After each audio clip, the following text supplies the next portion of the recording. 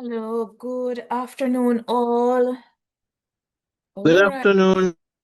How are you, Dr. Hines? Okay, Quite fine, quite fine. Good that's afternoon, Miss. good afternoon, Makisha. Yes, Makisha. I shouldn't have any problem because you see my name, Natrisha. Oh my gosh. All right, all. I think one more minute for the others. Because sometimes these things can just, we have no time. We have no time, so we have to start on time.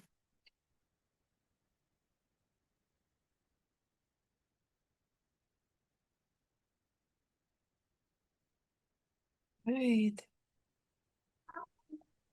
One more minute for the others.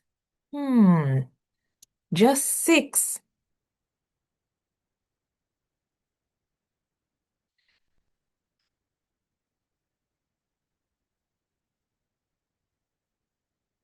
Where are the others, guys? Anybody can get in touch with them. I'm gonna start. It's five after the time that we're supposed to comment. So we are gonna continue from where we left off the last time, and I think this is where we left off the last time. And remember, we are now deep diving into one of the main source of public health law. Yes, and that's the Constitution. And of course, we would have appreciated even before, but even in this class, that everything begins and ends with the Constitution. Okay, that's how it has been designed. It declares itself as a supreme law, and everything and all governance decisions and actions must conform to its principles and precepts. Yes? And so we were also looking at the design of and the nature and source of constitutional law. And of course, we know our source of constitutional law, it's written in a statute, the Constitution, the constitutional order, and so on. And of course, we looked at the UK and their constitution are scattered over several different legal sources, while ours is a single document. Yes? And the last time we were speaking, we looked at some of the, what I think are beautiful constitutional principles and which are rules of law. And these are the things that guide or the decisions of attorneys or their review of documents, their interpretation of documents, decision making by the judiciary. These are some of the principles that guide or should guide decisions. Yes? And so we were looking at the one about parliamentary privilege and how important it is. Well, all of them, the principles are important to our everyday life and everything that happens in our governance structure. And why it is this big issue of mic and behavior in the parliament, where people speak about it amounting to bullying, and some of the young parliamentarians don't seem to appreciate the constitutional principles to ensure that they are heard in parliament and the constitutional right that they have as MPs to ensure that they are fully given the opportunity to articulate the concerns of their constituents or the constituency. And I think any attempt to undermine that, whether it is a rule of standing order or whatever, would be unconstitutional. The issue of whether or not the standing orders and this restriction about how long and mic and who can turn off mic and all of that, to me, should be looked at whether or not these are breaches of the Constitution and constitutional doctrine of parliamentary privilege. Yes, and so it is very interesting. And so one sees that the Constitution, especially in Jamaica, is a very live document. It's a very live document because it's not some archaic law that is not, its principles and precepts are not um, interacted with daily because everyday government makes a decision whether to act or not to act. And the Constitution speaks to it and is applicable in their everyday decisions and actions or failure to do so. And so that is another thing about the design of the Constitution. It is a very live and active and applicable document. All right. And so it goes into a lot of the detail. I don't know if I went through all of them for you to see how wide this principle of parliamentary privilege is. Um, and members of parliament should not be fettered. And that is why you see a Warmington behave in certain ways in parliament because he knows of that privilege and he knows of the rules in parliament. Yes? So it would seem that, Miss, that the speaker then and many of the members are overstepping They're overstepping. They're in a lot of overstepping. cases. In a lot of cases, they're overstepping, and how it comes off as if you're treating these members of parliament that are elected officials empowered. Here it is, here at the bottom it says here, it is said that this rule provides for power without responsibility. That's a powerful power, you know. Mm-hmm. Think about it. That's a powerful power. Power without responsibility once you're in the parliament. It is really an extremely powerful, Mm, yeah. rule. But I can understand, I can see where why it's given, the necessity of it. I can understand it, so as to allow for good representation of the people, you Definitely. know. That is it. But That is it. then, as in any such thing, it can be abused. And we see Yeah. that it has been abused both ways, where people even do not respect it and Yes. seem Yes. to shut up others who only want to. Yeah. Yes. Yes.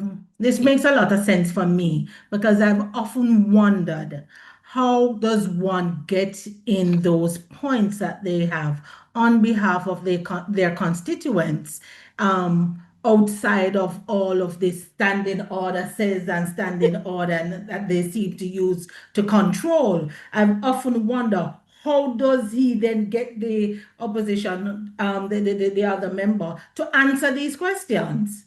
How Yes. do we get them to answer these questions, to face the questions, if you can't ask it no because standing order says you don't have the Mhm. mic and this, that, and all of that? I've often Yes. wondered. So this makes a lot of sense to Yes. me. Yeah.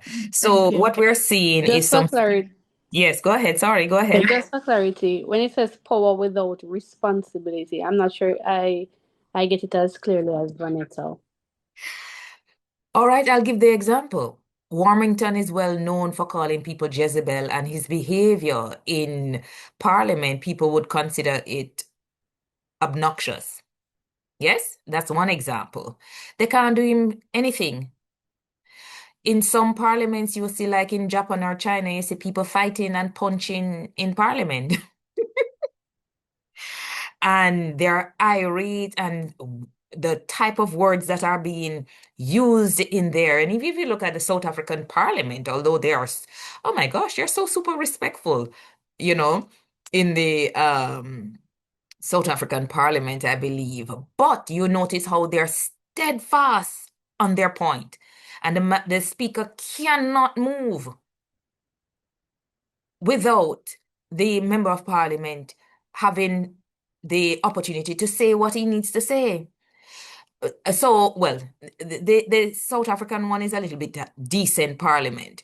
But if you remember scenes like in Japan, parliament and so on, people are fighting, throwing fists in parliament. We haven't reached that stage. We don't need to reach that stage. Yes? But why would they be able to do that in parliament? Because they know that they're protected. So power without responsibility, meaning that you must not be fettered in what you're saying in parliament. And that is why Warmington could have gotten away with a lot of the things that he have said in Parliament, especially the one that I can remember is when he referred to somebody inside there as Jezebel. And there was nothing that could be done. You don't hear anybody coming out talking about defamation of character. And when people talking, say must shut up and people bad mind and all of that. Do you notice that nothing comes of it if it is said in Parliament? And that is where they can say anything, ask anything. And that's a power that is given to them. They must represent their constituency to the fullest. That's the power. And you can't do anything about it. I don't believe like murder and certain other things fall within that precept. But it means that they must not be fettered in any way in representing their constituency. All right. I don't know if that gives you an example. Without responsibility, they are protected in terms of how they conduct themselves in parliament, and especially if it is within their realm of representation and ensuring that their concerns and the issues affecting their constituency is properly aired in the parliament. So it would be hard for them to be sued for You can't sue libel them. or defamation and Yes, stuff you like that. can't. Yes, because they can claim parliamentary privilege. Miss, this is very interesting because at the expense of being disrespectful to others and possibly getting physical, as you had mentioned in other parliaments, they can just do whatever. That's very interesting. Yeah, it's a very interesting power, but I don't think we would go to the extent that some other parliaments go to, because that's not really necessary. Because Right. then, yes, So then so the other day, Miss, when Dr. Dawes made some comments to Minister Mackenzie. So the fact that he came out publicly and apologized, was that just a personal choice based on his personal morale, because he didn't really have to, based on exactly, what I'm understanding. exactly, exactly. Okay. Okay, got It's you. just the character of the man. Realizing that, the man is his elder, old school respect for your elders. Um, But if you had old school respect, you wouldn't have said it in the first place. well, people push people. I Heat mean, of the moment. heat of the moment.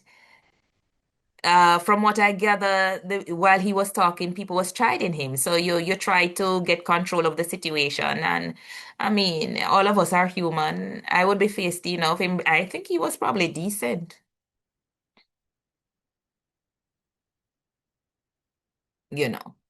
because if somebody says, if somebody says you need to go home and be with your grandchildren, I mean, what is bad about that? Although people will say it's ageism covered in some type of platitude. With, yeah. Yeah, so But yeah, that was one of the kind of ones. so even if he was rude, yes, all right, in passing place with an elder, but that's old school. People still, I mean, we hold certain people to certain principles, and others are not held.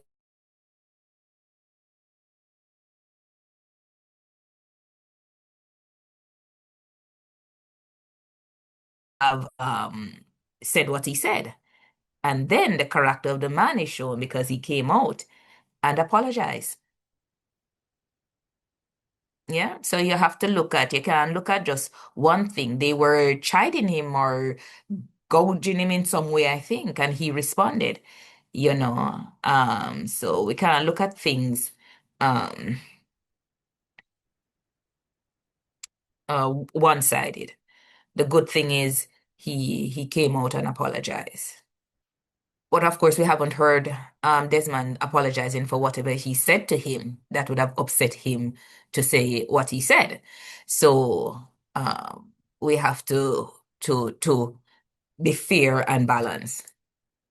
All right. The standard for Desmond McKenzie is much lower than for anybody else. Wow. So does that mean that he is required to have the same respect from Dr. Dawes or anybody else?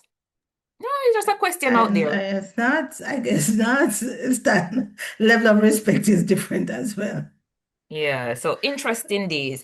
So sometimes we need to, one of the things that we said in terms of constitution is that it requires all of us to regard it and obey it for it to work and for there to be order and peace in a society.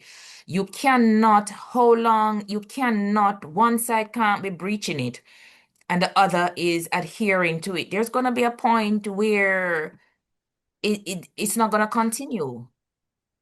It's not going to continue because Mhm. persons on the other side are going to either use their constitutional power to deal with those persons who are in breach of it, or then the whole Jamaica becomes anarchy. And can we survive in such a society?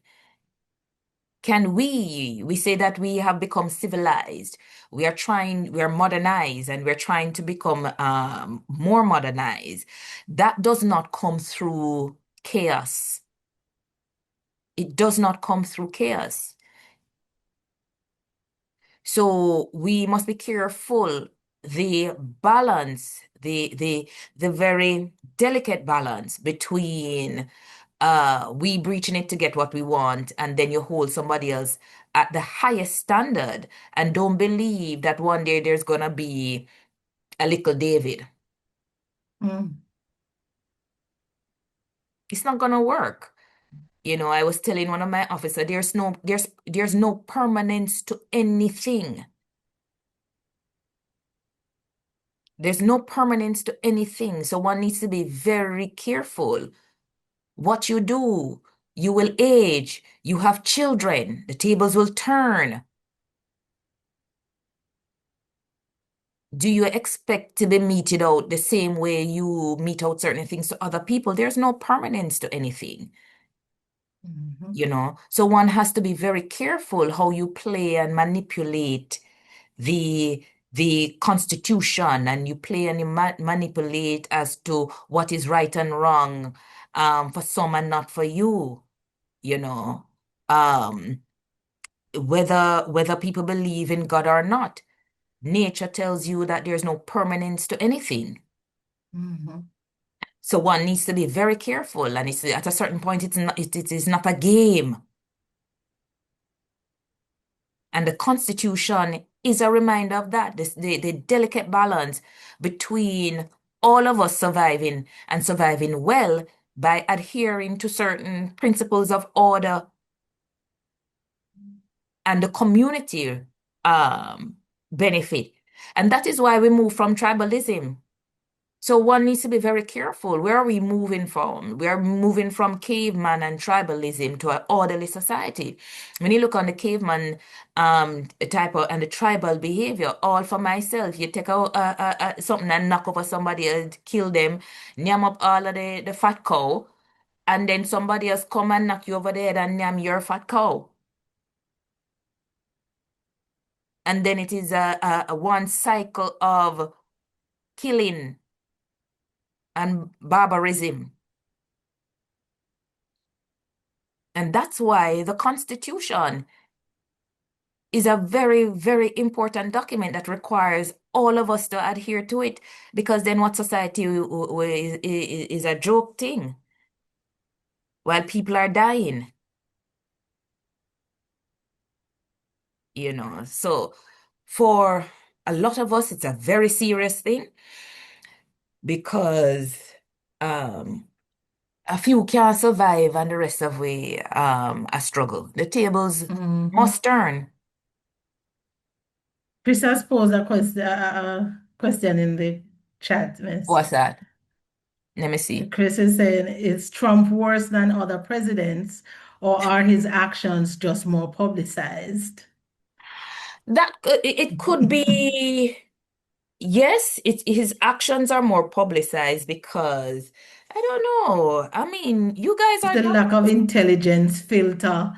No, I think he's a very, well, there's difference between book learning intelligence and street smart intelligence. I think he's very intelligent, but there is this term, that there's this term of Trumpism where lies are truth and truths are lies.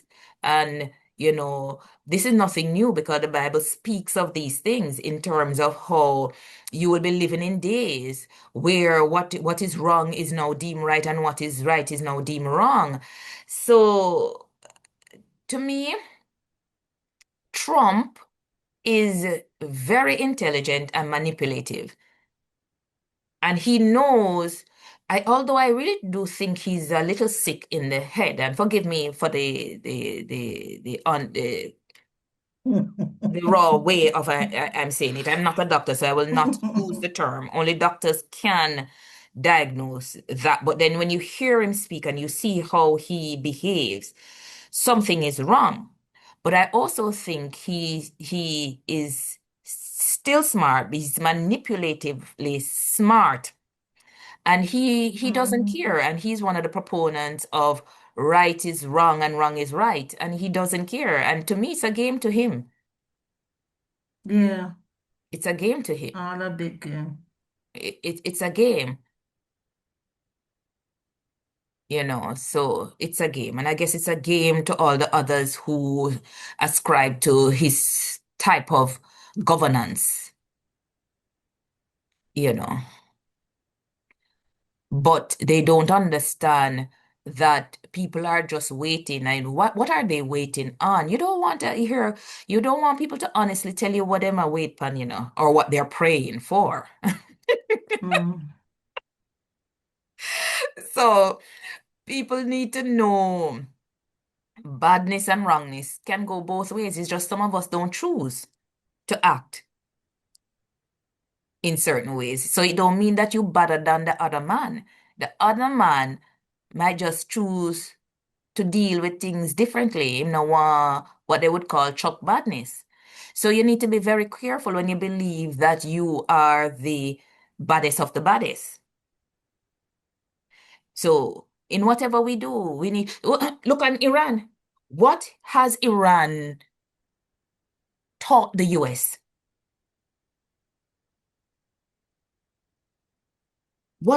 So you can chuck badness, but sometimes it's the lowest of the lowest that will topple the Goliath. So if you're smart, if you are smart and wise, you order your steps because history shows that no giant survives. And this is what Iran is showing the United States now. We don't even know what them have up them sleeve. Because it's not easy talk they're talking, You don't know what they have up their sleeves. Yeah? And then even if it's not Iran, NATO has basically left the United States in its own mess. So you never know where resistance will come from. So we have to be wise and very careful. History is just something to wait upon. All right? All right. And so here is why this privilege and this power without responsibility is necessary. It says it is essential to expose injustice and malpractice. So I really hope that people understand why there is this law and principle about parliamentary privilege. And that is why when you see they coming and they coming at the opposition, there's a reason why they're coming at it. Because people know, although them don't know about the law and the terminology of parliamentary privilege, they know why they put or the opposition is there, or why the opposition has more seats.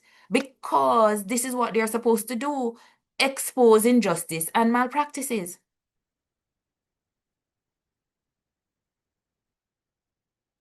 This is how a democratic government works. This is law.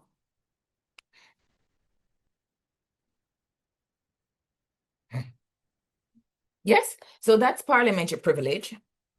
And then another very important law and constitutional doctrine is judicial review. And a lot of you would have heard, even by the wayside, you might not have come in contact with a judicial review proceedings, but you might have heard about some court cases and so on. And so this principle or this law, constitutional law, says that you can apply to the courts, the Supreme Court, to review any decision or action taken by government.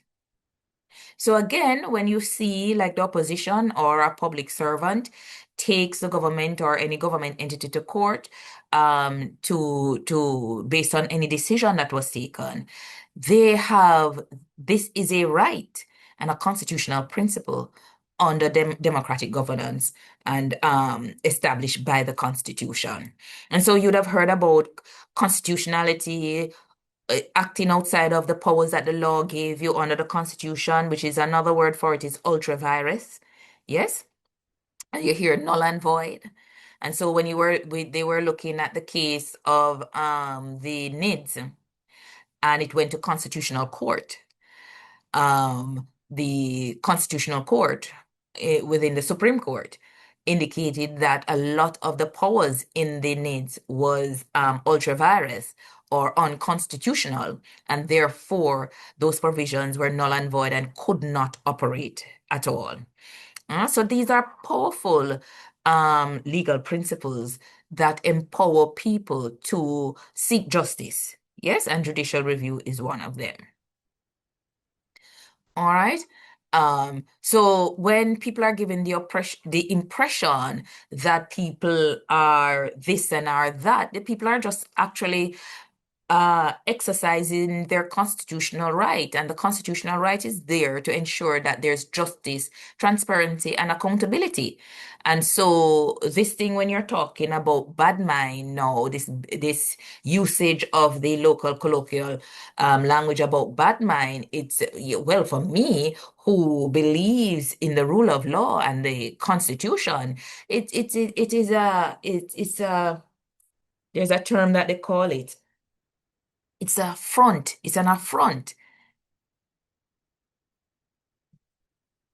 to the law and to the supreme law.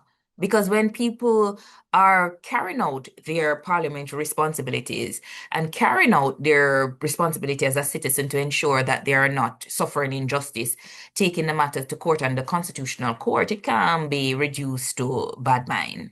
No. All right. And so then we look at constitutional function. So we look at the Constitution, its nature, its source, and all of that, and some of the very legal rules that shape our everyday life, even shape our decisions and actions as government. Shape our decision and action, especially those of us who work within government and have some semblance of authority. And so we need to be fully aware of it. And the law that surrounds our actions and decision. So how does the Constitution function and apply to public health? All right. So we're going to look at that. So Constitution and coming out of that is constitutional law, its principles and doctrines. play a central role in public health law and practice. And you might ask, why do I say that? When, as I said before, there is no positive or clear statement in the Constitution where you will find that the government has been empowered to deal with the issue of health. As I said before, you have to apply what you call statutory interpretation, which is something that attorneys have to do most days when you're dealing with a lot of legislation and to advise how persons are to act and carry out their power. So you have to apply what is called statutory interpretation, which is probably it's analysis. It's really analysis and or reasoning, deductive, and they call it deductive or didactic reasoning also being applied in this sense. All right. So one, we know that there's no clear or positive provision empowering government to treat with health or public health. But we are going to show and discuss how the Constitution, its provisions, and how it function and apply to public health. And bear with me so we can go down this road of reasoning. It is also said that the Constitution reserves the primary power to regulate health, safety, and welfare for the common good. This is often known as the police power to government. As we said before, because of the section that says the government may govern by law for the order, good, and peace of the society. And in governance, there's a term of the common good. And within that term, health is one of the common goods. And so that is where we would say that health as a common good would also be the responsibility of government. Yes? And as I said before, outside of the Constitution, everybody, just by governance structure, one, it is determined that government has this responsibility. All right? Within the Constitution, because the Constitution gives these different arms of government, which is the legislature, the executive, and the judiciary, it gives them power. Those powers must be applied to ensure the common good. And as I said before, health is one of those common goods. And so all of those powers must be applied also to advance health as a common good. Yes? And you would also hear the term about police power. And as we said before, police power, is it synonymous to coerciveness, coercive power, where the government has the ability to make regulations, to enforce it, to create the laws, giving all of these rules and setting out penal sanctions for breach of these rules. Yes, the power to inspect, the power to survey, the power to monitor, which survey is the same thing, to enforce and to inspect and to impose taxes. Yes, and to require licensure. So all of these are evidence of police power being displayed. Also, all government actions, decisions, systems, and mechanisms in advancing health derive their or its authority from the Constitution. And that should be clear now. So the Constitution empowers them to use all of their powers to advance the common good. Health is a common good, and therefore, all government actions or entities have the power to advance health. So all of their decisions and actions, their systems must be consistent with constitutional authority and constitutional protection of individual rights. So you're given the power by the Constitution to deal with a common good, and that common good, that common good is health. And whilst you have the power to advance health in your respective roles, you are to ensure that all the principles and doctrines that we have looked at are applied when you're dealing with anything to do with health, whether it is you're making health policies, you're carrying out health services, whether you're looking at any other health intervention, all of the constitutional principles that we have highlighted must be on the table in your head as a practitioner to determine and guide how you intervene, how you set policy, how you legislate on these matters.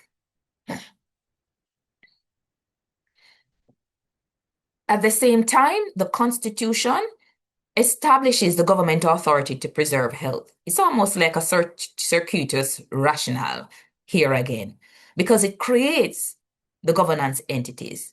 And these governance entities have certain powers to be applied to advancing the health of the nation. And therefore, those government authority also not only to advance it, but to preserve it. Because they were built, they were given power, they were created to advance a common good, and the common good includes public health. The Constitution allocates power to government to act to protect and promote public health. Why do we say that? Why do we say that? Why? As we said before, all laws, one of the main functions of laws, including the Constitution, is to protect, promote, and what else did I say? Protect, promote, Prevent. and prevent. And so all of the characteristics of law, which is the Constitution itself, and its purpose must also be used to advance the purpose of public health. So all its authorities that is created to preserve and advance public health. All of the powers that the Constitution bestow on them, it must be used to preserve and advance public health. Yes? And how do they do that? What is the function of law and what is the function of the powers given to government agency? That is to protect, promote, Prosecute. all right, let's put prosecute. Protect, promote, prosecute, punish, preserve, and prevent. Yes? And so all of these characteristics of the Constitution must be applied to advance health as a common good. Yes? And so it says power to legislate in the public interest. It's not an individual interest. It's not within the head of a party interest. All powers of governance must be in the interest of the public. Benefit of the entire population by means of information, taxation, and sanctions. Yes? It establishes and validates the jurisprudence of public health law and legal system. This is another, deductive, didactic analysis of the function of the Constitution as it regards public health. But yes, it does, because it established and validates, because what it did was to create these entities, and especially like the executive arm, that such as the Ministry of Health and Wellness, and I guess any other executive arm, the Ministry of Agriculture, and so on. It has created these, the executive is able to create these ministries to carry out the different common good functions. And they have done so. They have done so, and they have created the portfolio of the Ministry of Health and Wellness. And so, coming out of the provisions of the Constitution, creating this executive, it establishes and validates the jurisprudence of public health because it has created the executive. And the executive has further created a ministry that is solely responsible for public health law and its legal system, or public health and public health law and public health legal system. All right. So it creates the executive creates the Ministry of Health, and from that, you have the public health practice that now has to be regulated by law. And so you create a body of law establishing public health law. So it creates public health and it recognizes its responsibility to deal with public health.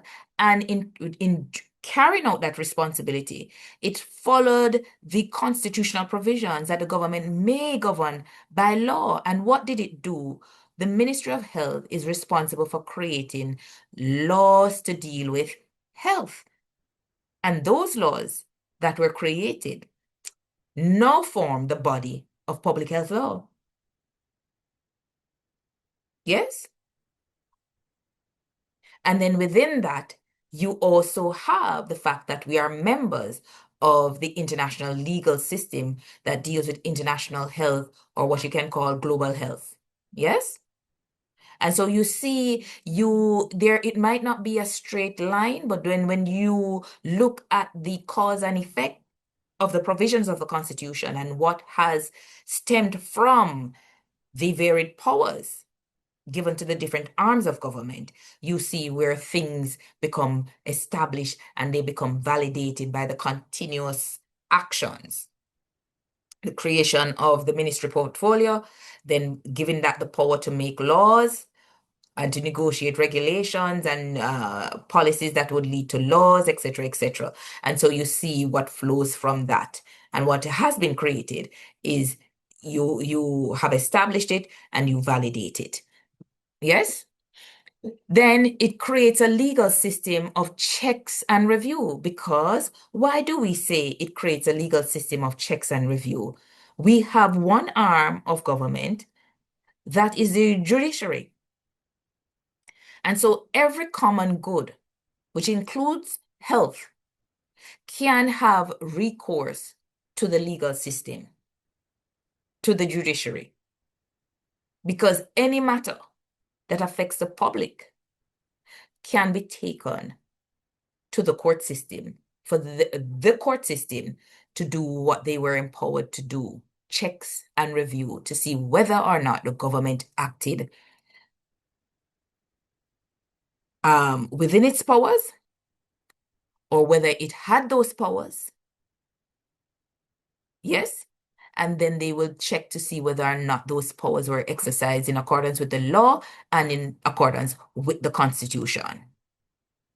Yes?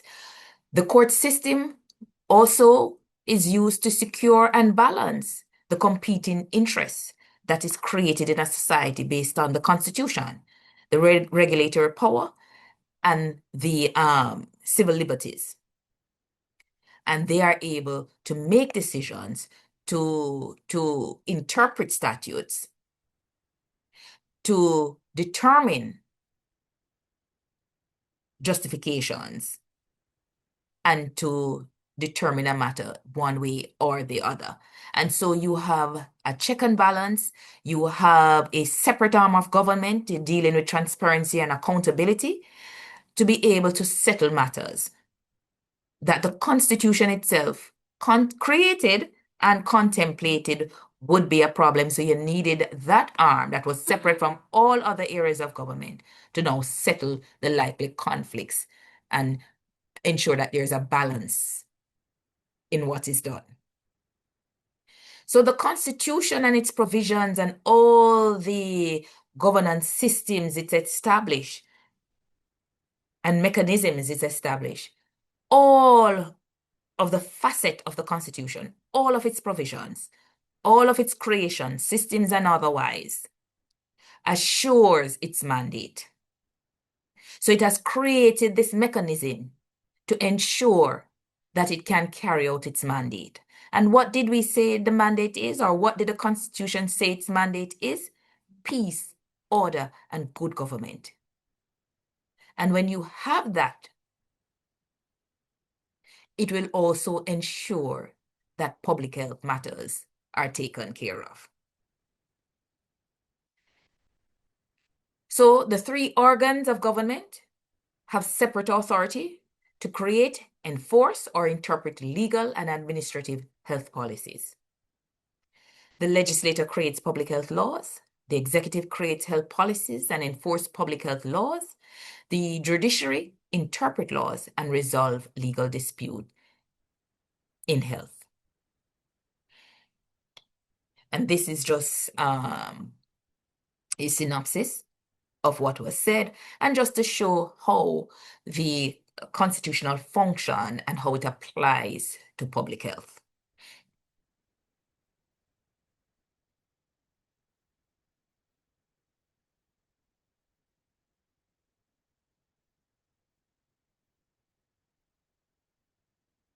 All right, so you'll get the slide to look more on it. So government's public health powers are limited, as we should know by now. And remember that this is one of the things that we must keep in our mind as we examine and evaluate this topic.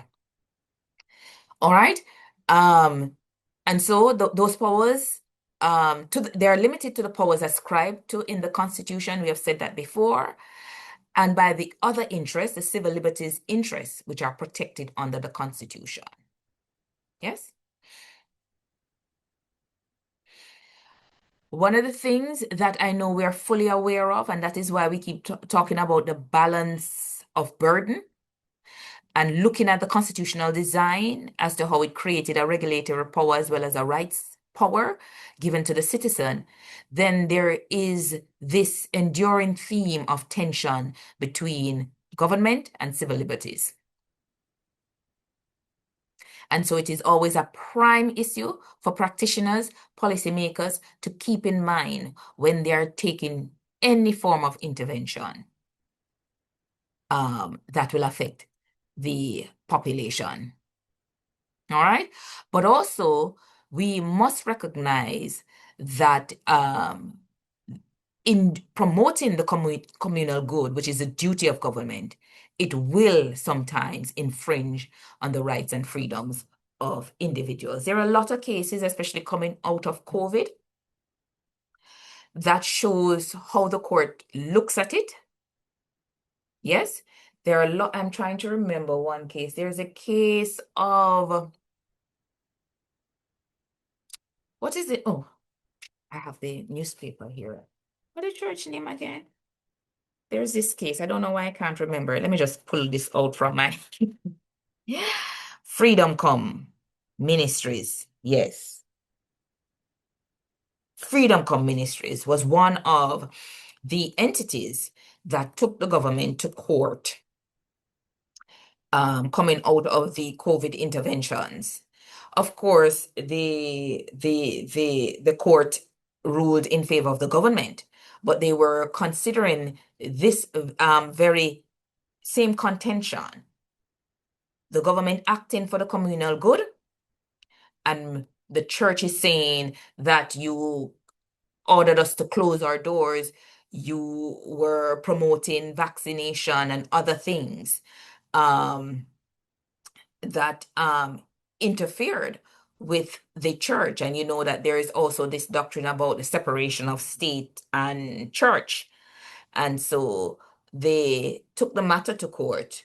They ruled in favor of the government, saying that there are points in time where the government, or they would have looked at the rationale and the justification for the intervention and would have determined that it was there was sufficient justification to infringe on the rights and freedom of individuals. What does this tell you when you look at the Constitution?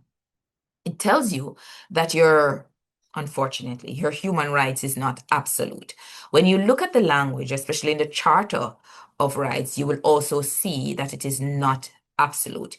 What you will see and not see, you will see that there are specific rights which some people don't seem to understand. The Charter of Rights is not a carte blanche of anything you feel like is a human right. And that's what many people don't understand. The mere fact that the Charter of Rights specifies and names those rights, it means that your human rights are limited to those under the Constitution of Jamaica. Yes, they're not absolute. Even the preamble to the Charter speaks to the fact that they are not absolute. When you read the body or the provisions that create these rights, you see where there are what they call provisos, or they would say they're subject to certain things, which is going to be very important, looking at what they're subject to. So language and interpretation is very important. So when you reach the Charter of Right, one, you note that the preamble speaks to the fact that your right is not absolute. And the human rights that you're talking about, if it is not listed in the Constitution, it's not recognized in law. Yes? And then when you look at those specific rights, you will also see that there are limitations to those rights. So here again, there are always limitations, and you have to know. So you have general rules and you have exceptions. We all know that in our different fields of practice. You have general rules and there are always exceptions. You cannot proceed, practice, intervene without knowing the general rule and the exceptions. And that is how the Constitution is set out. That is how the Charter of Rights section is also set out. You have to pay attention to the language. Not only that, it is not the government that is going to take an action where your Constitution is infringed. It empowers you to take action. And sometimes people don't understand that. So you don't have rights carte blanche. The government will not take it to court. You are empowered under the Constitution to take it to court yourself. And there are limitations to that right. And well, I'll get to that. Yes. Yes, so this was one of the constitutional cases that came out of, and there are others that came out of COVID that really test this enduring tension between public health. Well, I guess in any common good intervention by government and civil liberties. And it also applies to when you look at the field of public health and public health law. Yes? So when we examine and we assess the provisions of the Constitution, when you look at it, and we're just asking you to look at it a little bit more carefully, we are able to determine that the government has an inherent duty to act in the public's interest, and one such interest is health, and all its constructs are to be applied to assure that interest and others. Yes? And so that is how the Constitution and all of its provision functions and is applied to public health. I hope it makes sense. So we had to look at it in this way because, of course, as I said before, there's no clear and positive provision that clearly empowers government to treat with health. But then when you do your statutory interpretation, your analysis, whether didactic or deductive, you will see that there is, in fact, an inherent authority, and there's also a statutory authority under the Constitution that gives that authority to government to treat with the issues of public health and to use all its arms of government and their powers to advance and ensure public health. Okay? All right. All righty. So that is where the government's authority to treat with the issue of public health comes from. And it's one of the primary source of law in Jamaica is the Constitution. So let us look at something else. So there are constitutional questions, I'm sure that you have, trying to answer some of them, but I will highlight some of those constitutional questions. Is there a public health dilemma created by the competing interests? Is the Constitution negative? That is there absence of government duty to protect health and safety in light of the revised charter? Well, I think I probably answered all of that, but it's one of the very important, or two of the most important constitutional questions that one will ask. solely because there's no positive statement or empowerment of government.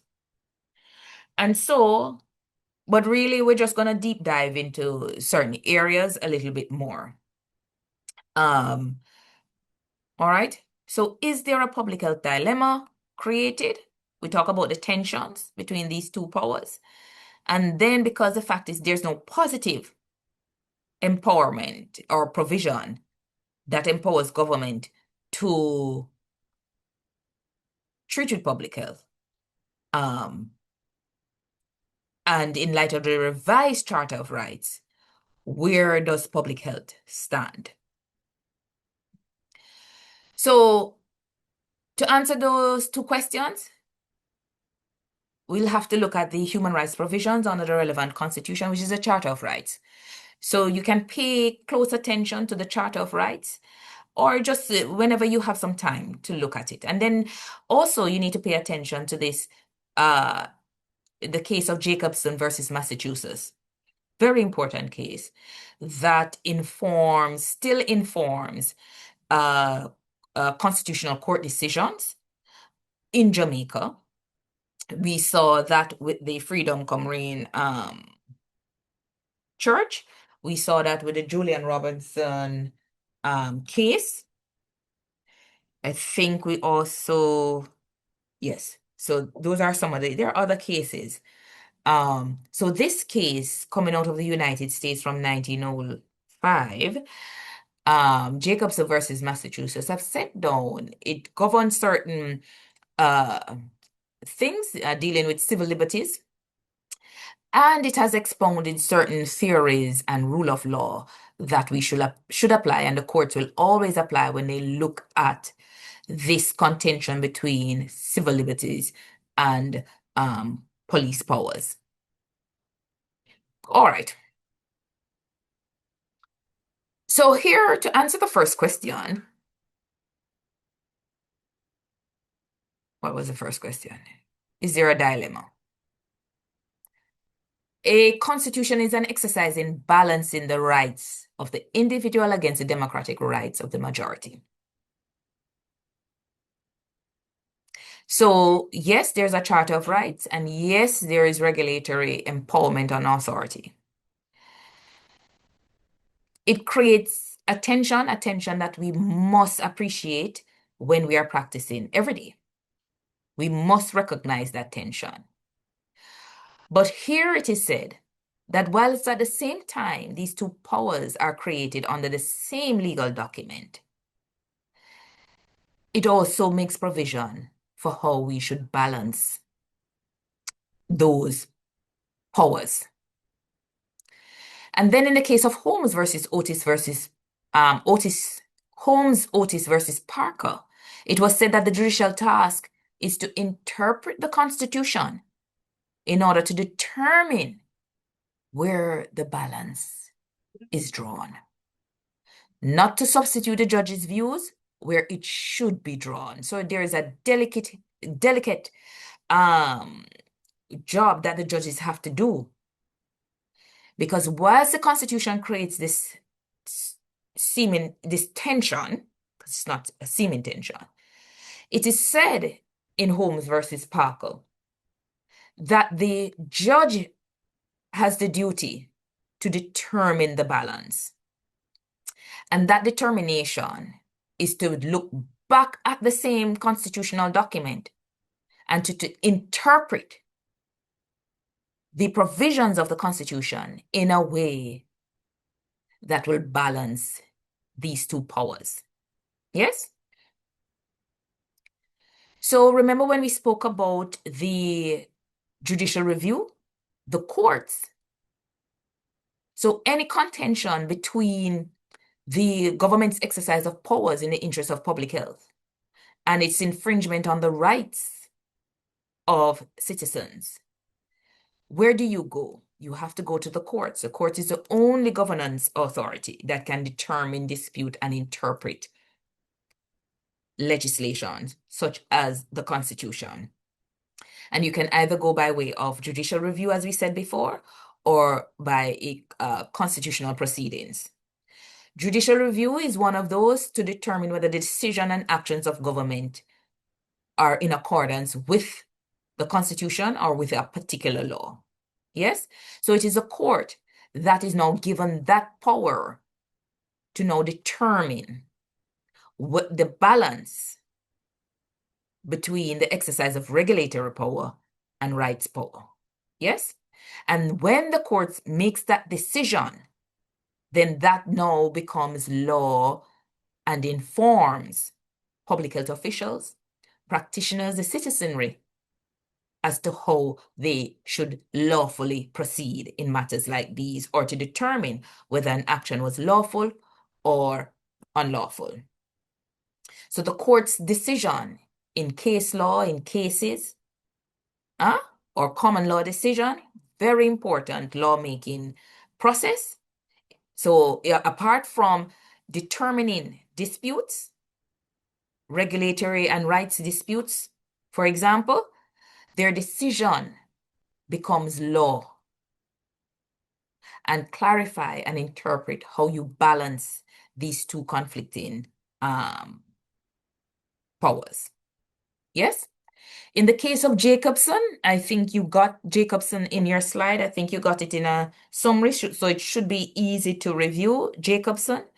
Jacobson was an interesting case for many reasons, and it remains informative to us currently. Jacobson was a vaccination case for some of you who had the chance to read it. It was a vaccination case against, what was it again? Smallpox?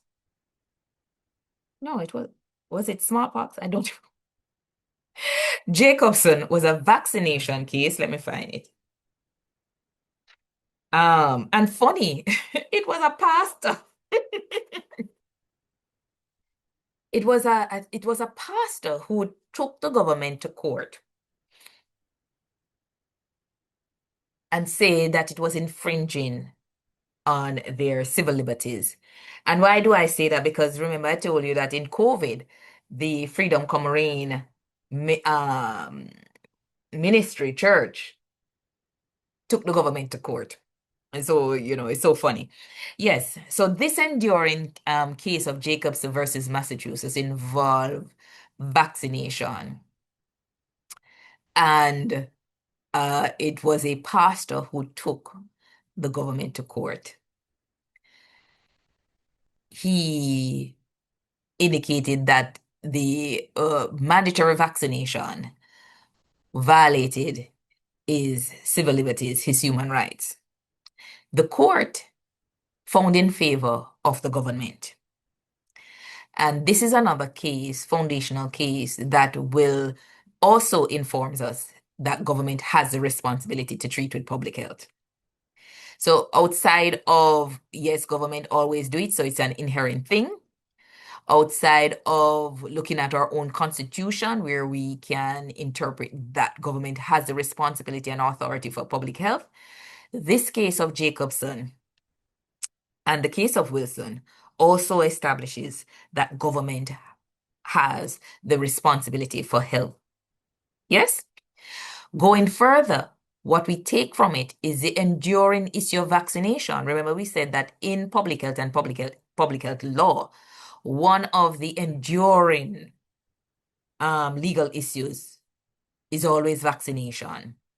And so this is a very important case for us to remember.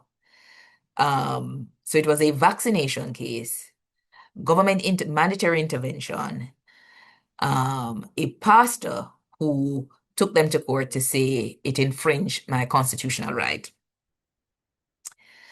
The court held in favor of the government's intervention, as we saw also in Wilson versus Blackbird Creek. But what also, another important thing coming out of the Jacobson ruling is the guideline that the court gave us in its decision making. It's the guideline and the guidance to us as practitioners, how and what thought process we must take to or actions, whether it is service intervention, whether it is emergency intervention, whether it is policy intervention, or whether it is legal intervention. So these things will inform me when I'm looking and negotiating a law. It must inform you in your practice. It must inform you at the policy table as the technical persons on the ground with expertise knowledge that is necessary for policy to um, advance. And of course, that all important provision of consultation. So you can consult with yourself. Yes? Um, and so one of the things we need to also note from Jacobson is, I think we touched on it yesterday when we looked at NCDs. Their guiding principles. There is no harm in repeating it because it's a very important case and the principles should guide our everyday actions and decisions. And so it informs the decision coming out of that case. It informs that public health powers are constitutionally permissible, yes, only if they're exercised in conformity with 5 standards. And we had looked at those standards yesterday, but again, we are looking at them a little bit more. Public health necessity. There must be justification. Again, I will use the example of COVID and the Freedom Come Reign case where we were involved and we were required by the court to submit, to give evidence of necessity and justification for our intervention, the interventions that we made in COVID. The court would have also based on the Jacobson principles and ruling, must look if we were using reasonable means to deal with the COVID pandemic or reasonable means to restrict the church the way it did. Or there was a case with some workers, I don't know, was it Digicel? Some workers where they were mandating that their workers take the vaccine and they were suspended from work or they were fired from their work. So I think that was another case in during the COVID period. And so the court would have looked at the law and principles coming out of Jacobson to determine and to make a decision regarding those disputes. Reasonable means. So you wouldn't take, is there a need for a cold, to treat a cold, to give vaccination? You understand that? Or no, that means proportionality. Proportionality. For the common cold, would you need to give a vaccination? Or would you need to give a vaccination that did not go the rounds of, testing, peer approval? If I don't know what I'm talking about, tell me. Testing, some approval, and something. Yes? So you have to look at the problem.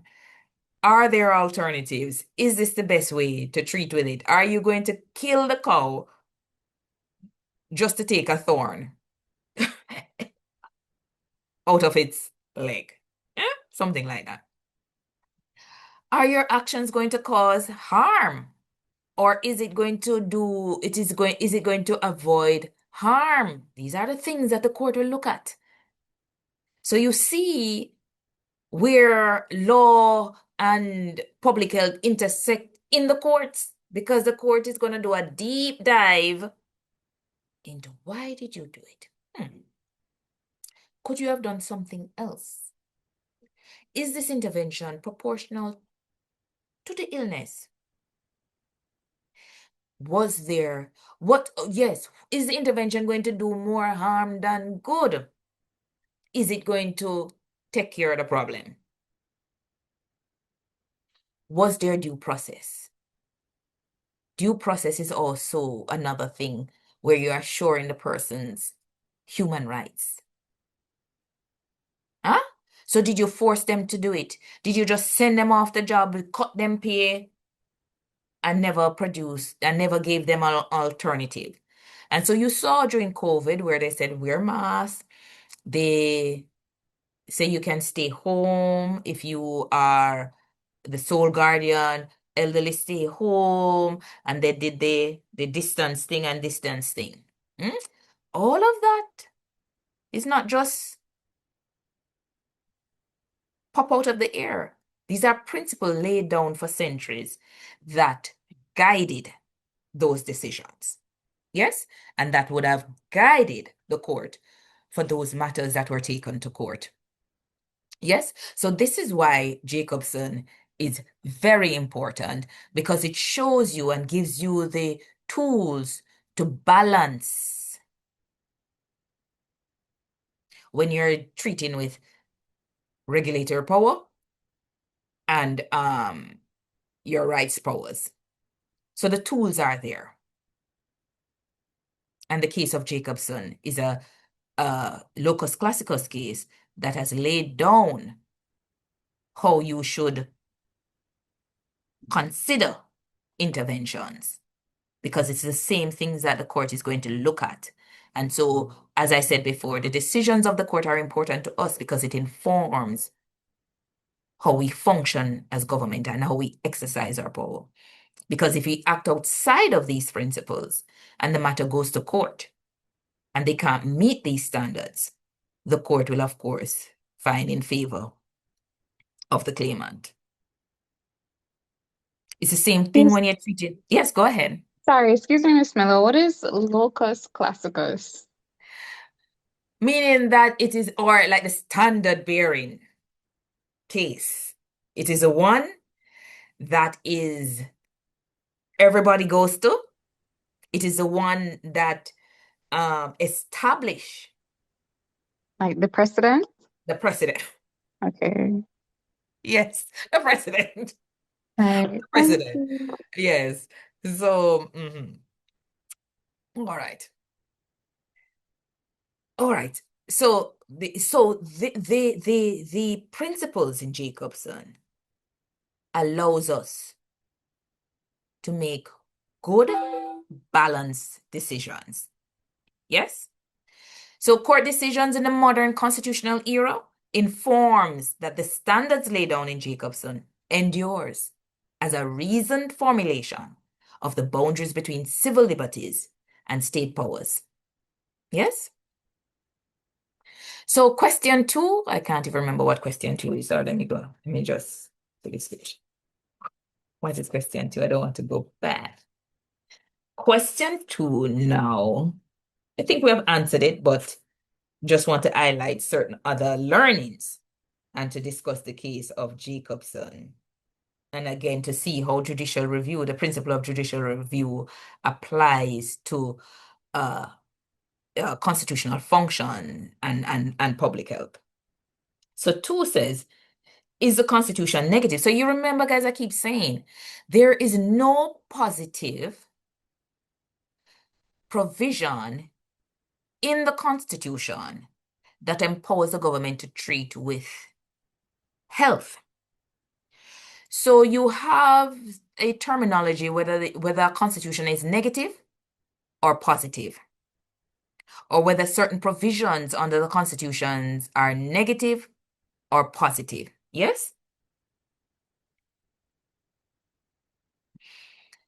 If you look at the charter, or if you look at the different language of the Constitution, you can see that some are positive.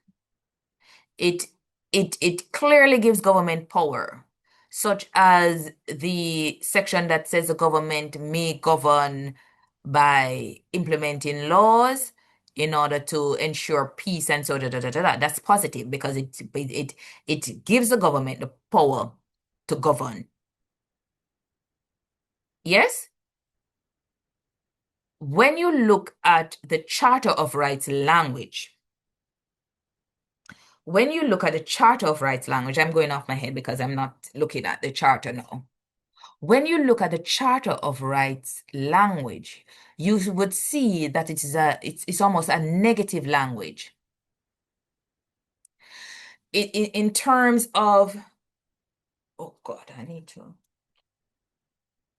probably need to read one of it for you to understand. Hold on.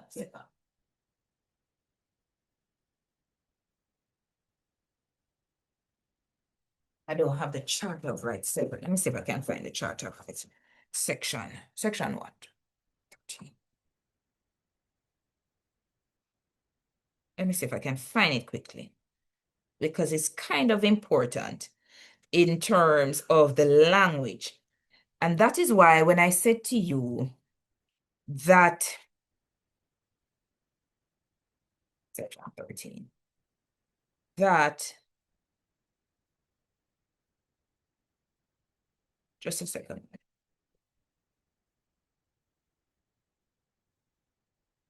I hope I have it here. Oh my gosh. If you look at the language, don't tell me say I don't have it.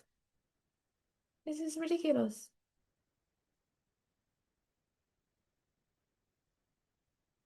I'm trying to find it. That's why I usually keep it separate, you know. But if you look at the language of the Charter of Rights, like it says, the person has the right not to have the right not to. Oh my gosh. I don't think I have the charter here. I have to go print it. Just give me a second, please. Let me don't understand.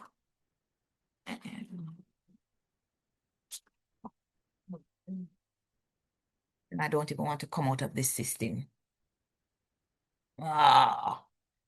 Anyway, yes. So if you look at the language, the Charter of Rights, you need to look at it very carefully. And language is very important. When you look at the language, it's almost like a negative type of empowerment. So you have the right to, let me see if I have something here. So it gives you the right, but how the language is worded, it places the responsibility on you. Okay, so you have the right not to be, so you have the right for your rights not to be infringed, and that's the language. When you look at it, you have the right for your human rights not to be infringed, and that's where the negative constitutional provision comes in. So you have the right not to be so and so. So if it is somebody says, and I use this example sometimes, so it is always said that to understand your human rights, it is said that somebody's right to punch the air, punch, stops right at my nose. That makes sense? So yes, everybody have rights. You have the right, and you can say you can punch the air, you can punch the air. But guess what? Your right to punch the air stops at my nose. It probably even stops further than my nose, because then it can amount to an assault. So you don't have a right to punch the air and harm me.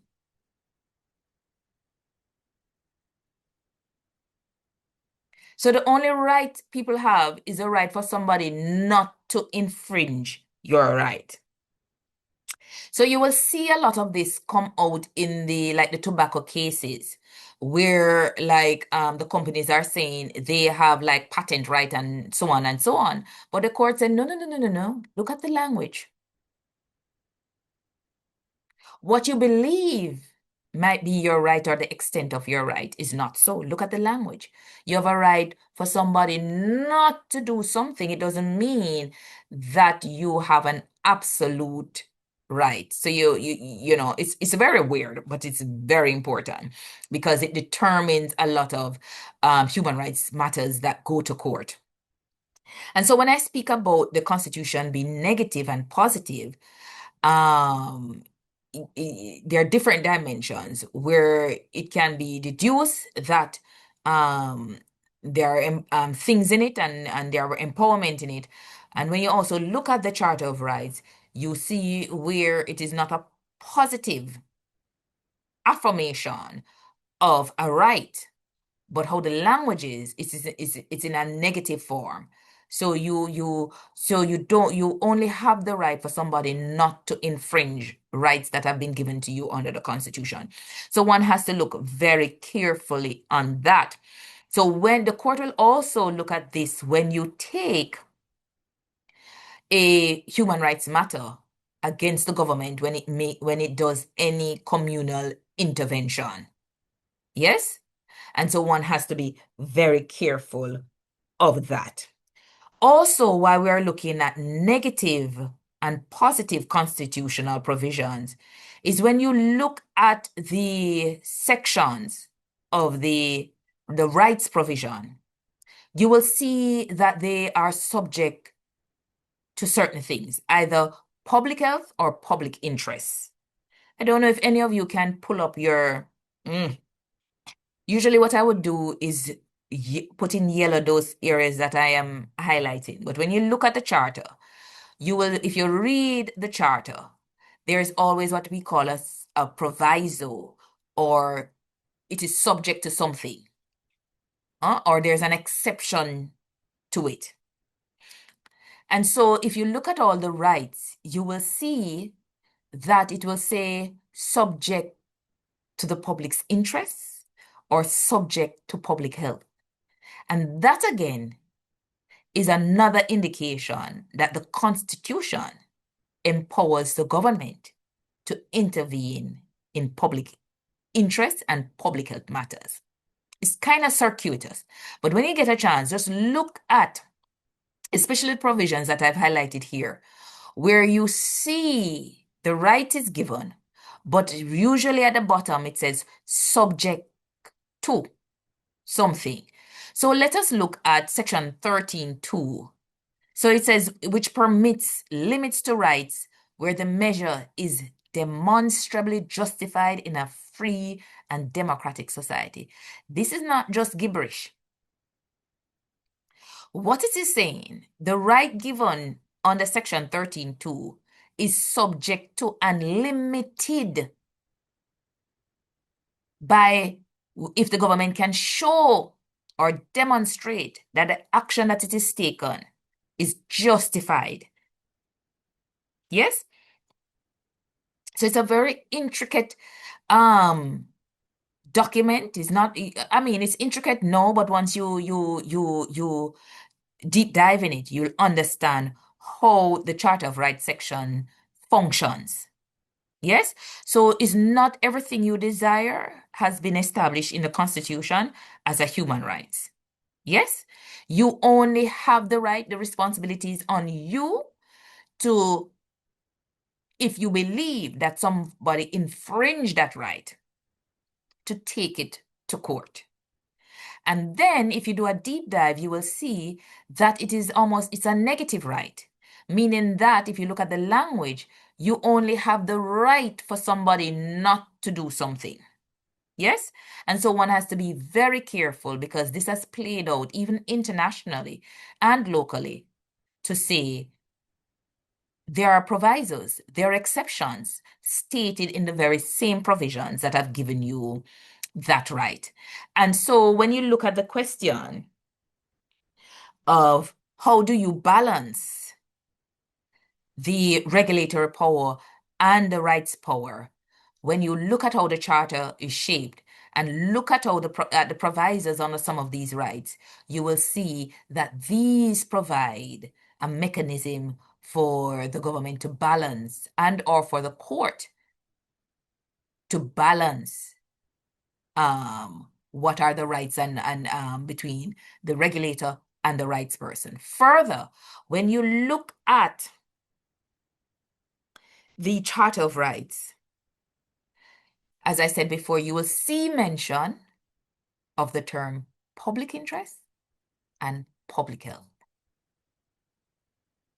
Even the Governor General is given, I think, in Section 20, the power to make declarations in public health situations. And you remember that was even a constitutional matter, where it was said that the Prime Minister acted ultra vires because he did not have the power to do certain things until the Governor General, who was empowered by the Constitution, would to make a declaration of a public health emergency. Yes? And so you have to be so careful. And then the question as to whether or not the exercise of the Prime Minister's powers under the Disaster Risk Management Act was constitutional is still something up in the air. Because remember, we said that no subsidiary legislation must contravene the supreme law, which is the Constitution. And if it is the supreme law under the supreme law indicated that it is the Governor General who must first do certain things before the Prime Minister can act, then what conundrum are we in? Yes? And so you see where the Constitution has been functioning in real time, especially when we had to deal with the COVID pandemic. And when you look at the charter also, and that's why the charter is important for several ways, you will see also evidence that the government has responsibility for public health, because a number of those rights are subject to the government's public health and public interest interventions. Yes?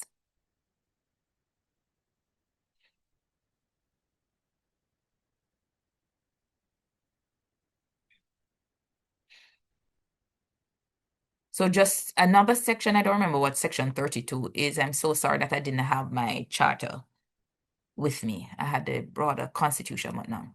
So when you look at 13.3.1, the right to enjoy a healthy and productive environment, that sounds like a public health issue, doesn't it? That's why I put a question sign. That sounds like a public health right. Then if you look at 14.1H, it speaks to that right being subject to public health threats or government intervention to deal with public health threats. The same you can look where the Bayesian legislation too creates the rights, but also they are subject to certain intervention, either public interest intervention or public health interventions. Yes? See? Section 20 of the Bayesian Charter of Rights says, yes, you have that right, whatever that one is under Section 20, but it is subject to public safety and public health. So here is another reason why we can deduce and interpret that the government has public health authority and must deal with it. Because in the Charter of the Constitution, it says that some rights are subject to public health or can be infringed for public health reasons. Are you with me? Yes. Okay. All right. So you see, it wasn't madness when I was going on about deductive and deductive reasoning. So when we get the charter now, we saw where there was actually mention of public health. Yes? And how was it mentioned? That government can intervene to infringe on individual rights in the name of public health. All right? All right. So government's action both present and past, imperial or colonial, in the form of legislation and policies, recognize protection of health and safety as a core government function. So we can conclude that. Benjamin Disraeli, sorry. It's because I don't use the name. But yes, I don't know if a lot of you remember this prime minister, but Benjamin Disraeli made this statement, which is very profound. And so it needs statement here. He says, the health of the people is the foundation upon which all their happiness and all their powers as a state depend. And you remember the Latin doctrine of salus populi suprema lex esto, meaning that health is the supreme law. And here Disraeli gave his version of the importance of public health in governance. So what is the law? We have touched on it, but we can try and flesh it out a little bit more. What is the law regarding public health that we can glean from our constitutional discourse and looking at the Constitution and cases that have dealt with constitutional issues? One, the Constitution empowers the government to treat with public health and establishes its duty to safeguard the health and well-being of its citizens. Secondly, the responsibility to ensure the public's health is also inherent based on theories of democratic governance. This power is not absolute, but has limitations. Limitations such as civil liberties, constitutional doctrines. The government is required to have a good reason for public health interventions. And individuals subject to coercion are entitled to due process, fairness, and reasonableness of government's decision and actions.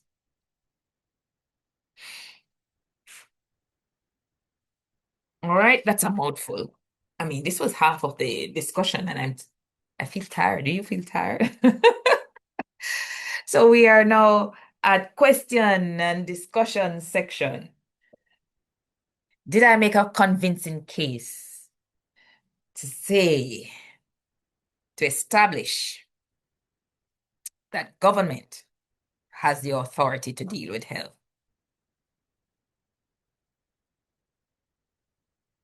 All right. So in light of its regulatory and rights, in light of its regulatory and rights provision, has the Constitution established dual ownership of a duty to ensure public health? Yes, Miss, I believe so. You believe so?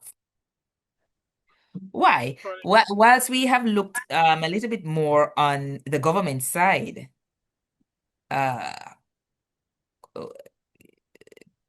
can we give some reasons why we say that, like, the individual?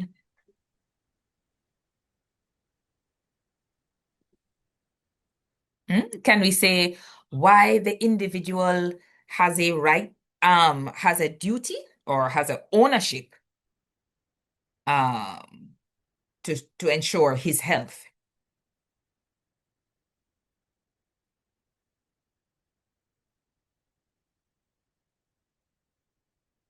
No?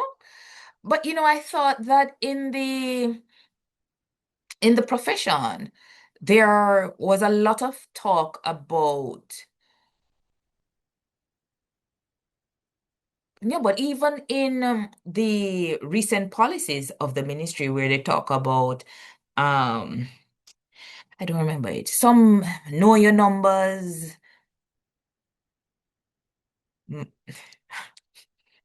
I was gonna say market me, but what's the name? Jamaica Moves. There are also other policy things that policies that seem to be geared towards individual sharing or um understanding. A part of the conversation about their own health, like that. Yeah, yes, yes. I mean, yes, there are quite a bit of policies that on paper are geared towards empowering um the populace, right? But I believe that that's where it ends really, because even though it's on paper, how it is enforced, and then our cultural background, because a lot of Jamaicans are of the impression that they don't take charge of their health until something is very, very wrong. Um, so there are a lot of like different components to that whole Mhm. concept of us taking responsibility to our right to health. Yeah, yeah. But I believe it remains a serious area that I mean, is somebody saying something? Yes, it remains. Is it that is it an area that we, yes, Doc, you said that we have numerous policies. But what I find is that we don't do like monitoring. What do you call it? You put a system in place, but you don't assess it at the end to see its We effectiveness. feel like that's also not very specific to health. So we have a lot of lovely policies. We start them off and we don't see them out to the end. And then there is no monitoring and evaluation Yeah. framework that is put in place. So it's on paper. So I believe that for a policy or anything to be put forward, it has to show how they're going to, monitor and evaluate it, the KPIs, Hmm. what means a successful program. But Yes. um, somewhere along the line, what should be done isn't done. So I Yes. guess a way to ensure that these things are done is to Hmm. put it in the legislature to say that in order for this to go through, for any Hmm. policy to be passed or implemented, we have to ensure that they're properly monitored and evaluated. Yeah. And it's so funny because somebody's saying something?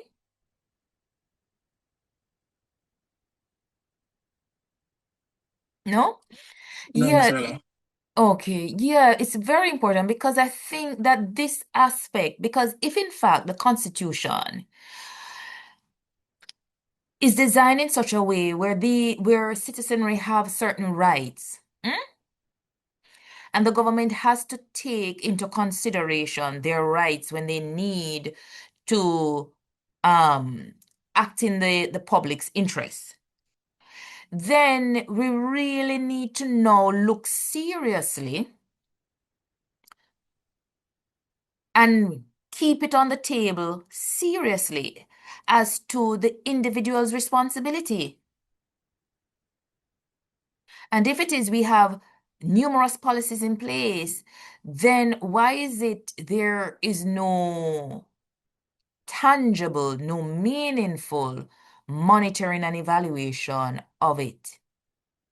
Yes? I mean, people will probably say it is, but I mean, if first of all, you see, if I don't know about it, it means that it's effectively not being done. Because whatever you're doing should reach the least of us. Yes? And so, yes. And so it is an area that we need to keep at, and the same as how we place importance on the power of government to intervene, then we cannot come off the importance of the individual. And as Doc says, there are a lot of variables, but that doesn't mean that it should deter us to keep the discussion ball or the thing within the pen. It's a very important part of health. If you think about it yourself too, I mean, there's a lot of things. People are psychologically challenged for many things, financially challenged, mentally challenged, but it can't just go on like that.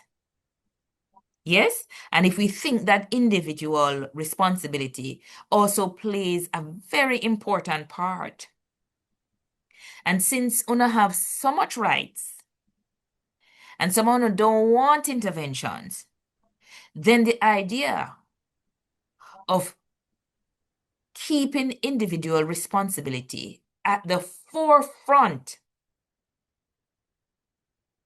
of health governance policy to me seems very important. It is not something that should ever falter. It should be where we're at constantly. And in terms of assessment and all of that, one thing I can say is that it's clear that a lot of these policies recognize the importance, but we have a tendency of a 9-day wonder type of thing. And I don't think that this can be a 9-day wonder thing where everybody's running to government. I mean, the situation might create it. But if we want better, we must indicate, yeah, I must say to myself, we must say to the society, if you want better, remember the saying? Oh, this is gonna show my age. Wasn't there a promotion some years ago that prevention is better than cure? Or I don't know if it was a Jamaican thing or I don't know.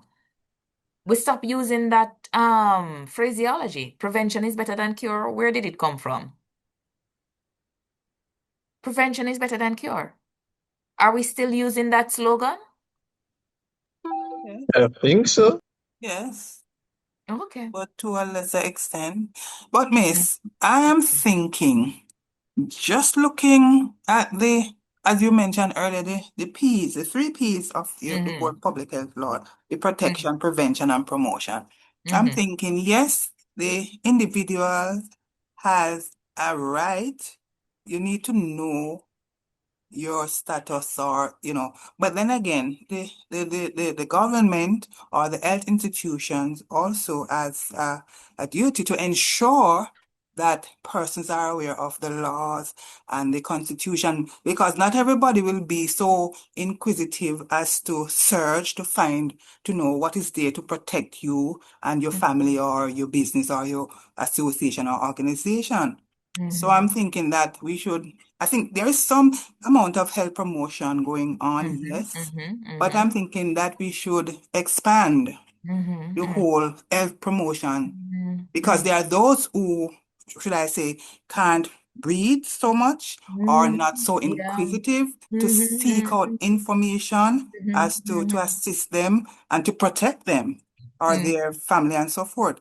So I'm thinking that the government or the law, it should speak more volume as it relates to educating and promoting, right, so that Yeah. individuals can be better equipped with the necessary what you call it now, Yes. things to assist them in making better choices that relates to their own health and safety.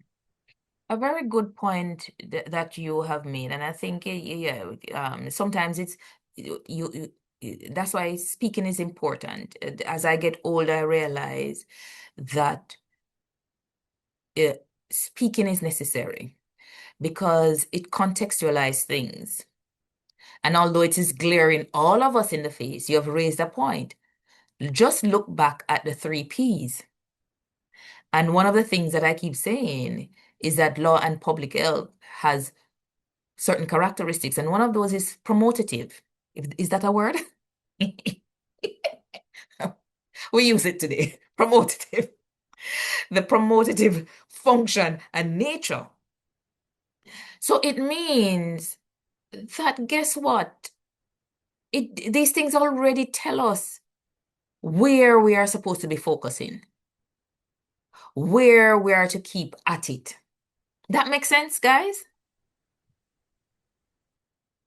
So this Yes, it does. discussion, this discussion about dual ownership, yes.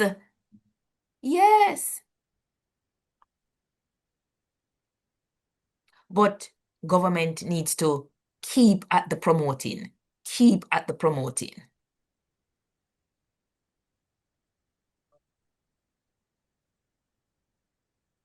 All right, interesting, guys. All right, any questions?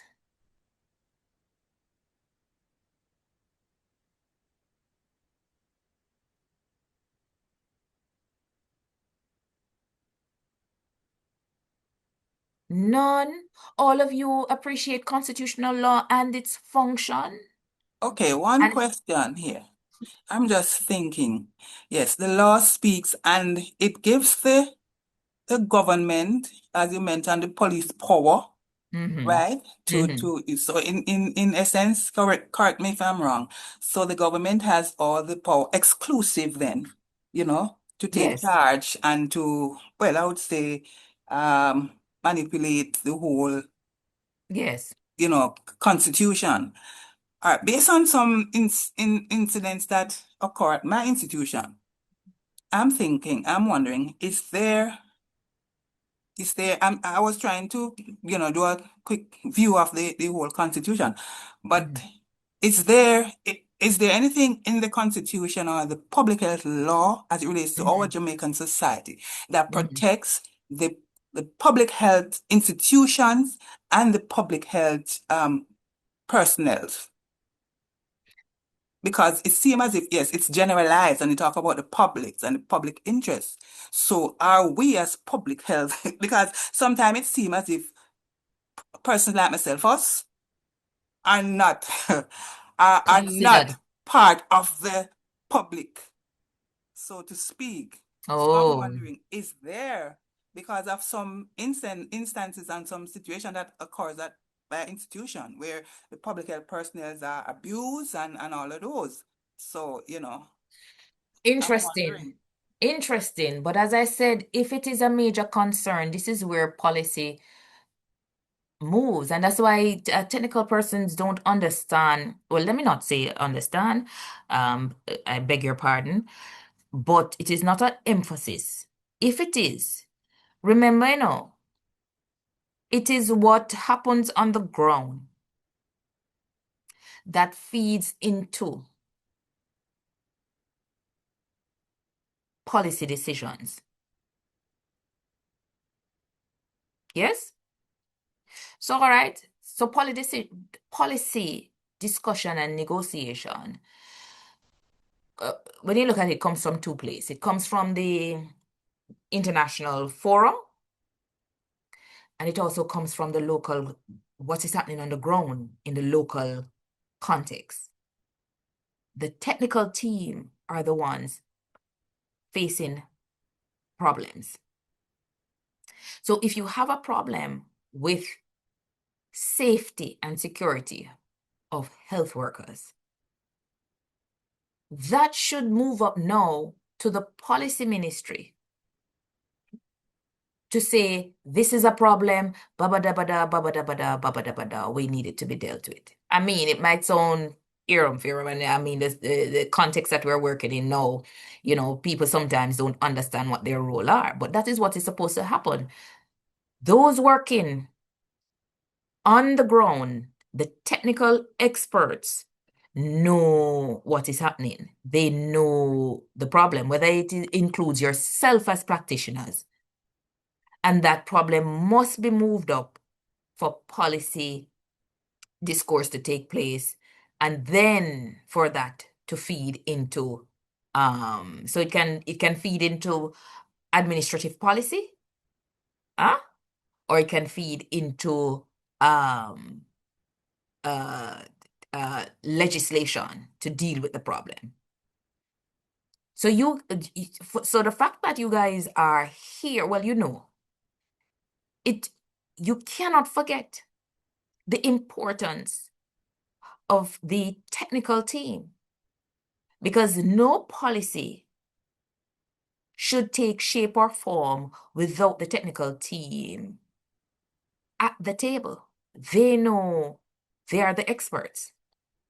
It is the same thing if the technical team is experiencing a difficulty. To solve it, it must be moved up to the policy ministry to treat it. But we know how that goes. A lot of things have been sent for the policy directorate to deal with it, and it takes decades, centuries before it happens. But that should not stop the persons who feel it the most from sending it to the policy directorate. So let me make sure I'm answering your question.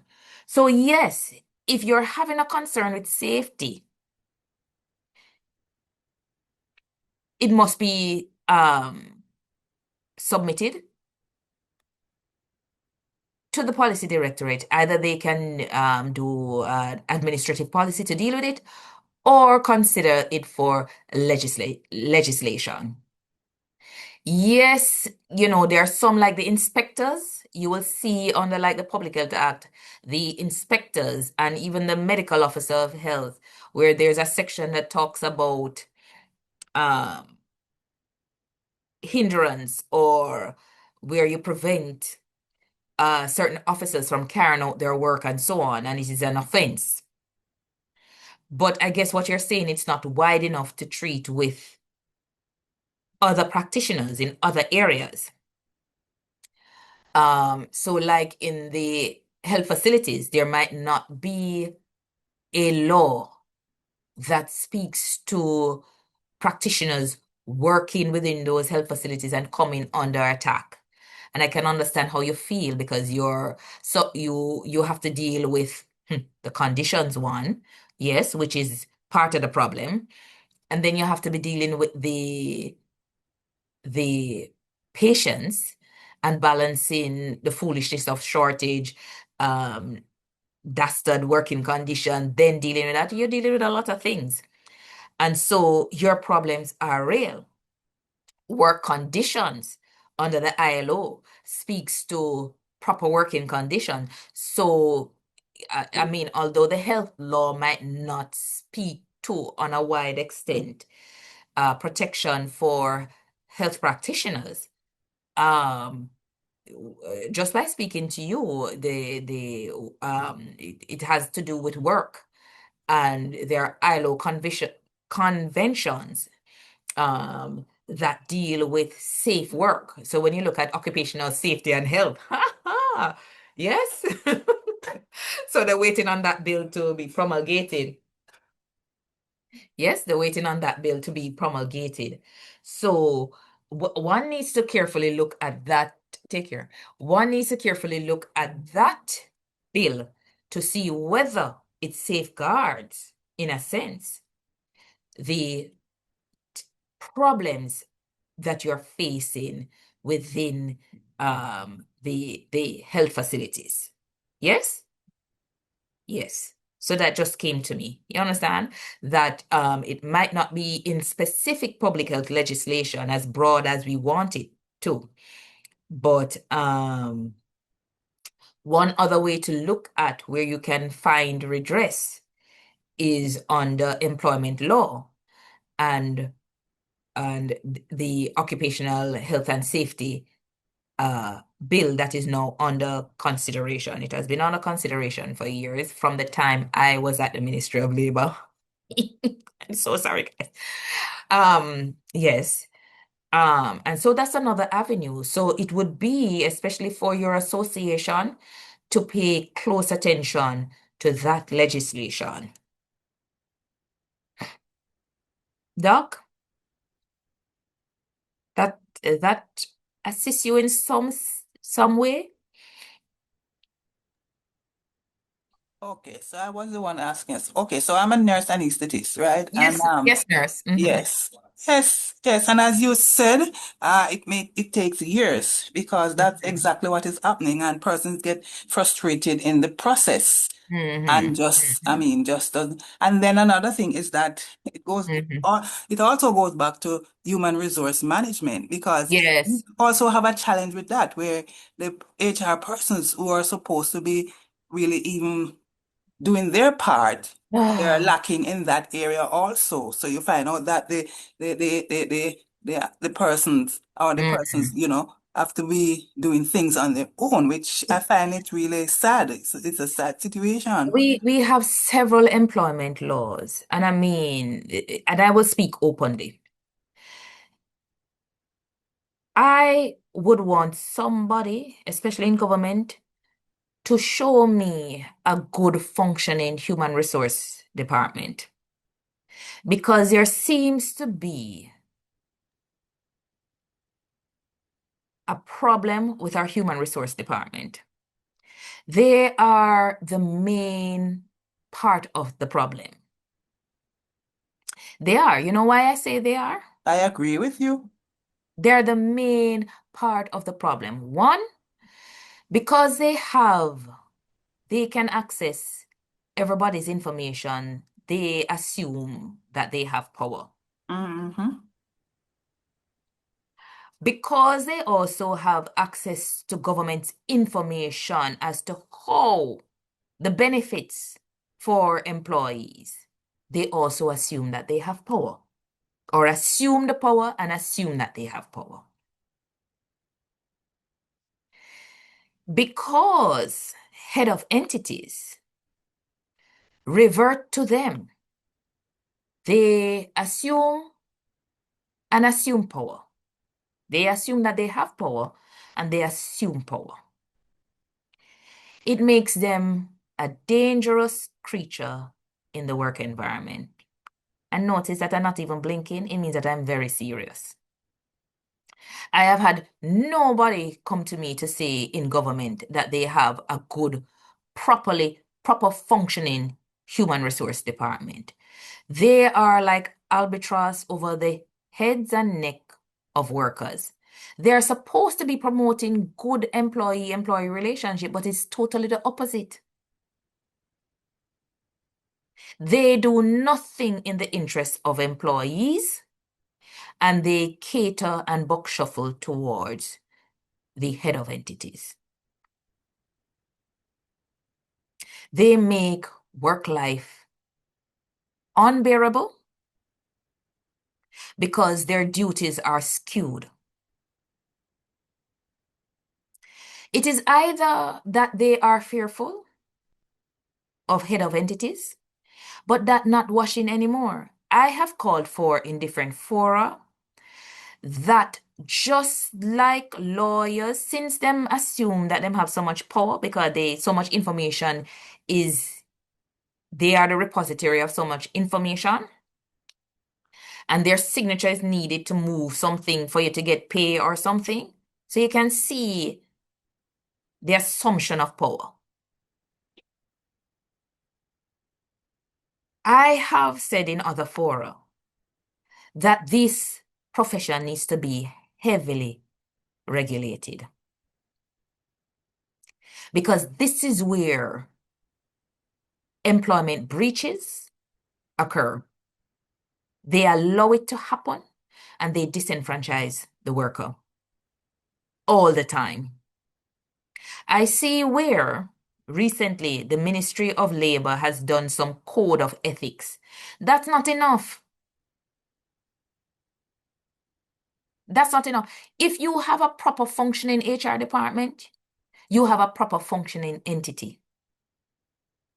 So if you don't have a proper functioning entity, look at your HR. That's where the monster is. That's where the problem lies. Because they should know the employment law. That calls for safe workplace. That calls for ensuring that workers get their benefit on time. That calls for you follow proper recruitment laws. It's a tough topic, you said. You touch on it. It's a tough. You can see, it's a topic that rubs me the wrong way. It Think is a, our HR needs auditing, some serious auditing. you are right. And what they don't realize, the Auditor General is responsible for HR auditing, you know.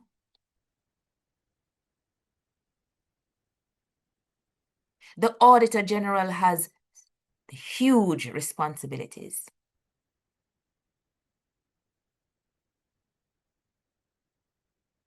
So where there are HR discrepancies, it can be reported to the Auditor General until you build that devil of a system that you call HR. The workspace will not be better because they are the ones that facilitate and carry out the disenfranchisement of workers in every shape and form. That's where the devil lies. And I have said it, that profession needs to be heavily regulated like yours and mine. You know how much distress them cause workers? And it's like a game to them when people are near to their retirement. That is where the dandish and the foolishness start.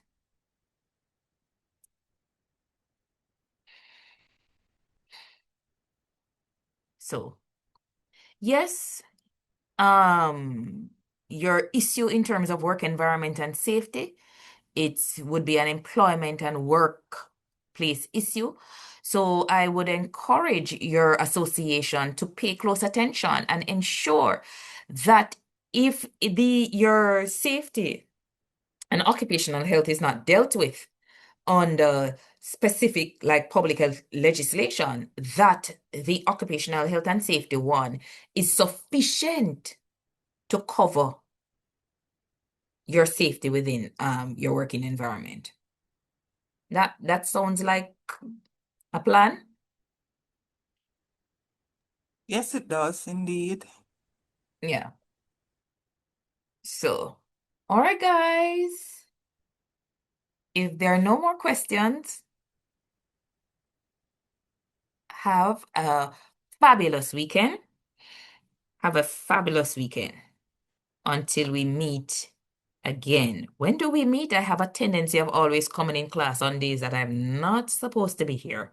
So I'll make sure to check. Are you guys getting a break? Not quite. Oh, no. Okay. All right, guys. As always, it's my pleasure. Please have a wonderful weekend until we meet again. All Thank righty? you. All righty. You too. Thank you, Miss Ito. Thank you, Miss. Thank you. It's Thank been a you. pleasure. Thank you. Take care, Dr. Hines.